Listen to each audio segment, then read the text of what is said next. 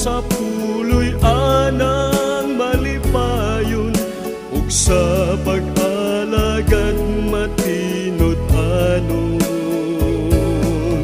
Puloy anang bulawan iyang giandam, alang sa mga matinumanon.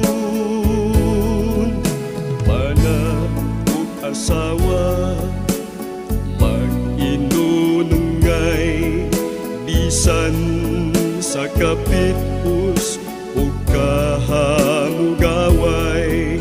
Mga anak ato gayong giyahan sa pagsubay sa kamatuuran.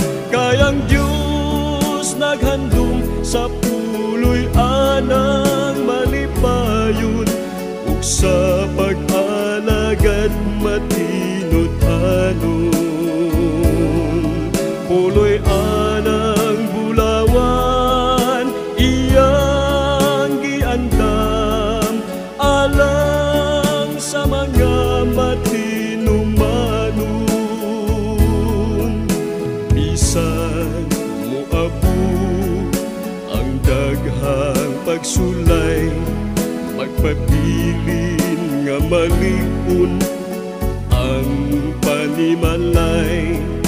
Pagsalig kang Kristo gikinahanglan, aron maangkon ang kadaugan.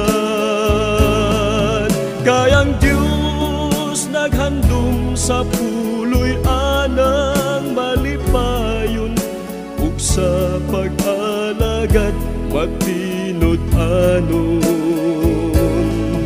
Puloy anang bulawan iyang giandam, alang sa mga matinumanon.